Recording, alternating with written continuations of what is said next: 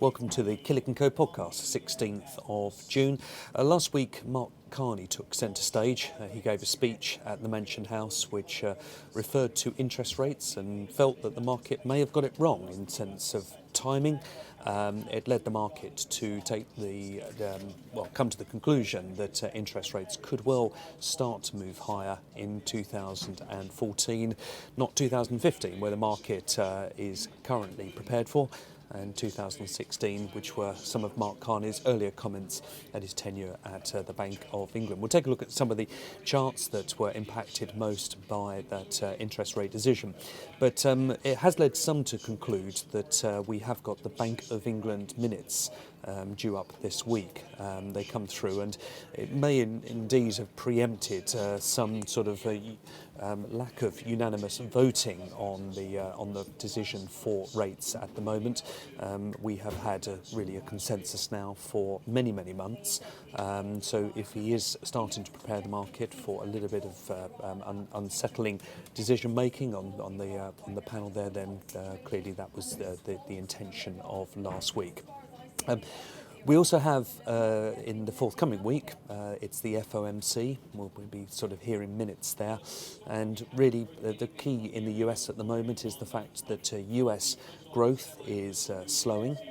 Their earlier expectations back in January for a number sort of close to 3% being trimmed back. We saw estimates from the World Bank coming back for global growth, and in particular citing US growth or the weakening of the US growth as the reason why global growth is not looking as robust as earlier expected. So that really is the backdrop for the week. Quick take a look at the diary. Other things to sort of highlight, we'll be talking about Barclay Group in the house building sector a little bit later in the presentation. But as you can see, really Wednesday dominating the sort of Bank of Japan and the Bank of England minutes, and of course the FOMC rate decision, and really just contending, as I say, with the slowing picture of US growth there at the moment. On Thursday, UK retail sales, this is a number that has proved to be quite buoyant, along with much of the other UK economic data that we've seen of late. That comes through, as I say, on Thursday. So let's just take a look at some of the charts that are moving markets this morning, and really we start with oil. Oil has burst higher on rising tensions in Iraq. It could have been a lot higher had it been not for the fact that the Saudi minister has indicated that they will step in to provide the world with sufficient oil if Iraq were to fall back in terms of its own production. So that has softened the blows somewhat, but nevertheless you can see here with Brent crude there has been a marked pick-up towards the end of last week. Not quite through the year high at the moment, although WTI, the US measure, is very close to breaking through that year high, and certainly for some of the major oil stocks, stocks like Royal Dutch Shell that have come back from £26 back down to nearer £24, look like that stock is back on the turn, so there could be a resumption of an upward trend in that particular stock, one that we do like. The other key feature, as mentioned, is the currency. We have broken through 170 this morning. Finally, it has been a number that has been sort of closely watched for a while, but it really is on the back of Mark Carney's comments from last week, which has stimulated demand for pound sterling, certainly against the dollar, and also it looks more accentuated through the euro position, which is now nudging 125.50 at the moment. So the strength of sterling at the moment, often because of the balance of our economy, seen as a slight negative towards UK growth, but also quite supportive somewhat of inflation, which is really one of the key metrics that they will be looking for when judging rates.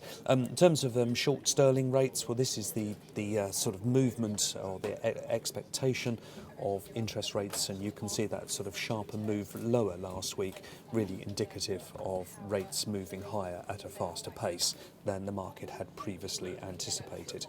And in terms of UK gilts, well, it allowed a sort of refirming of yields on 10-year gilts, now back up to 2.73% on the 10-year yield at the moment, so a healthy premium over US yields, and obviously some of the European yields at the moment, which have been sort of heading continued to head lower on the back of Draghi's recent comments and lower interest rates. In terms of equities, well, it was the house builders that were hit quite hard.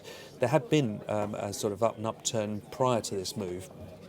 But the sort of indication on interest rates naturally caused a sort of resumption of some short interest. Barclay Group is one of our core recommendations. This company reports its results on Wednesday, and we do expect those results to be very positive.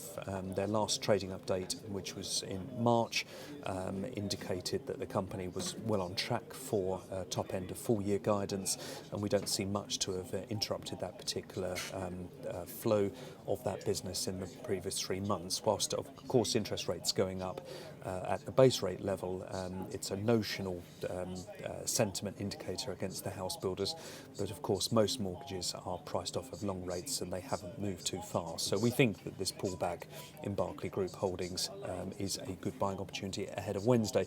Just that's Barclay being obviously a much more southeast based company, but of course Persim being the FTSE 100 company, proxy for the house building sector. That company has also been hit hard. So around about 7% decline in the house building sector towards the end of last week. Just finally from me, in the commodity sector, it's worth observing Rio Tinto.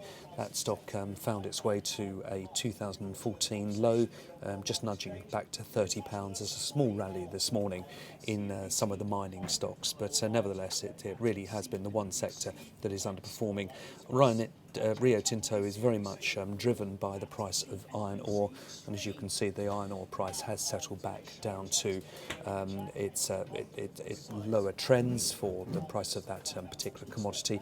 Same case with copper.